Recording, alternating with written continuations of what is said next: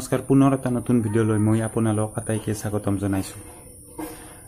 আমাৰ যোৱা কিছু মাহৰ পৰা ভাৰতীয়সকলৰ মনত এটা জাগৰণ উঠিছে, এন্টি চাইনা সেন্টিমেন্ট এটা জগিছে যে আমি চীনৰ বস্তুবিলাক কেনেকৈ এৰি চলিব পাৰো। চীনৰ বস্তুবিলাক এৰি চলিলে আমাৰ বহুতখিনি মানে কি আমি প্ৰটেকশ্যনত থাকিব পাৰিম বুলি ভাৰতীয় মানুহসকলে ভাবিবলৈ লৈছে। কিন্তু আসল কথাটো হ'ল কি, যিবিলাক জনপ্ৰিয় এপ আছে সেই জনপ্ৰিয় এপবিলাকৰ বেছিভাগে আমি ব্যৱহাৰ কৰোঁ চীনৰ। টিকটকে হওক বা ইউচি ব্ৰাউজাৰে হওক বা ভিডমেটে হওক, এই সকলোবোৰ এপ হৈছে চীনত নিৰ্মিত আৰু চীনৰ পৰা অপাৰেটিং কৰিব পাৰে। তাৰ মানে আমাৰ ইচ্ছা কৰিলে আমাৰ যিবিলাক ডাটা আছে, ইউজাৰ ডাটা, এই ইউজাৰ ডাটাবিলাক যিকোনো কাৰ্যৰ বাবে সিহঁতে ইউজ কৰিব পাৰে। আপোনালোকে টিকটকৰ কথা গমে পালে, এনেকুৱা এটা সেন্টিমেন্টৰ কাৰণে, এন্টি চাইনা সেন্টিমেন্টৰ কাৰণে টিকটকৰ অৱস্থা 4.9 পৰা 1.2 লৈ নামি গ'ল আৰু এতিয়া টিকটকৰ অৱস্থা একেবাৰে বেয়া। এনেকুৱা এটা সময়তে এটা এপ খুব চৰ্চালৈ আহিছে আৰু এই এপটো হৈছে মিত্ৰন ইণ্ডিয়ান এপ বুলি।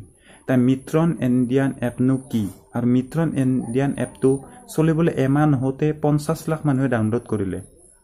4.9 ৰেটিং, মানে একদম টিকটকতছে অতি কম সময়তে এই এপটোৱে জনপ্ৰিয়তাৰ শীৰ্ষত মানে ট্ৰেণ্ডিঙত আছিল। টিকটকৰ পিছতে এইটো এপ মানে ট্ৰেণ্ডিঙত আহি গৈছিল। এতিয়া হঠাতে গুগলে এই প্লে ষ্টৰৰ পৰা এই এপটো ৰিমুভ কৰি দিছে। কি কাৰণত বাৰু ৰিমুভ কৰি দিলে এই এপটো, আৰু অৰিজিনেলি এই এপটো ইণ্ডিয়ান হয় নেকি, বা এই ইউজাৰৰ ডাটাবিলাক ছেভ কৰি ৰাখিবনে সঁচাকৈ? চ' মই এইটো ভিডিঅ'ত এইখিনি কথা আলোচনা কৰিম, আপোনাক বুজাবলৈ চেষ্টা কৰিম যে মিত্ৰন এপ আপুনি কিমান সুৰক্ষিত হৈ থাকিব, মিত্ৰন এপৰ কেনেকুৱা ফাংচনবিলাক কেনেকুৱা, আৰু ইয়াক কিয় ছাছপেণ্ড কৰা হ'ল গুগল প্লে ষ্টৰৰ পৰা। চ' আহক ভিডিঅ'টো দেৰি নকৰি আৰম্ভ কৰোঁ। মিত্ৰন ইণ্ডিয়ান এপ, এই এপটো ডেভেলপ কৰিছে ৰুকি IITৰ শিৱাংক আগৰৱাল নামৰ এটা ষ্টুডেণ্টে।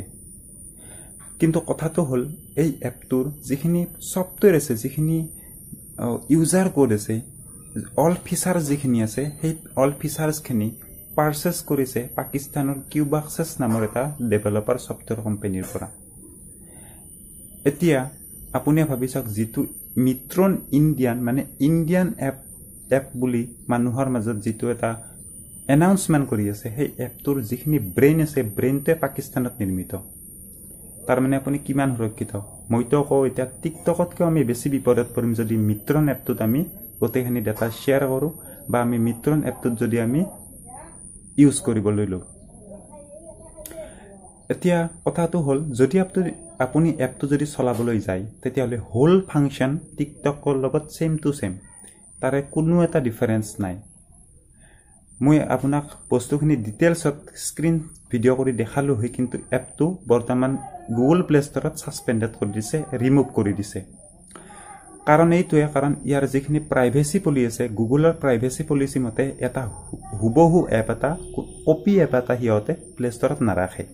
গতিকে টিকটকৰ দৰে হুবহু একে মিত্ৰন এপৰ যিখিনি প্ৰাইভেচি পলিচি আছে, প্ৰাইভেচি পলিচিখনে হুবহু একে টিকটকৰ দৰে ছেম টু ছেম। আৰু সেইটো কাৰণৰ বাবে লাষ্ট 30 মে'ত মিত্ৰন এপ ডেভেলপাৰে কি কৰিলে, মিত্ৰন এপ টিমে কৰিলে কি, তাৰ যিখিনি প্ৰাইভেচি পলিচি আছে তাৰ লগত CCPA নামৰ এক্ট কৰি দিলে। CCPA মানে কেলিফৰ্ণিয়া কনজিউমাৰ প্ৰটেকশ্যন এক্ট, আৰু এই এক্টটো কেলিফৰ্ণিয়াৰ চিটিজেনশ্বিপৰ কাৰণে এপ্লিকেবল, কিন্তু আমাৰ ইণ্ডিয়ানছৰ কাৰণে নহয়। কিন্তু এই এক্টটো দিয়াৰ অৰ্থ আমি বুজি নাপালোঁ, এই এক্টটোৱে আমাৰ ইণ্ডিয়াক কি হেল্পফুল কৰিব, আৰু যিকোনো নহওক, কিন্তু এই এপটো মই ভাবোঁ টিকটকে বেছি বেষ্ট মিত্ৰন এপ যদি চলোৱাতকৈ, আমি যদি চলাওঁ। গতিকে একেবাৰে ছেফ নহয় মিত্ৰন এপ। মই ৰিকমেণ্ড কৰিছোঁ আপুনি মিত্ৰন ইণ্ডিয়ান এপ আপুনি নচলাটোৱে ভাল হ'ব। যদি আপুনি টিকটকে চলাই আছে, মই ভাবোঁ অলপমান আপুনি ইউজটো কমাই দি পেলাই টিকটকে চলাই থাকক। কাৰণ চীনতকৈও ভয়ানক ডেঞ্জাৰাছ পাকিস্তান। চ' কথাখিনি যদি বুজি পালে বা কিবা যদি আপুনি ভাল লাগিছে, তেতিয়াহ'লে লাইক কৰিব, কমেণ্ট কৰিব আৰু শ্বেয়াৰ কৰিব। যদি মোৰ চেনেলত আপুনি নতুনকৈ আহিছে, তেতিয়াহ'লে ছাবস্ক্ৰাইব কৰিবলৈ একেবাৰে নাপাহৰিব। চ' আহি থকা নতুন ভিডিঅ'ত পুনৰ লগ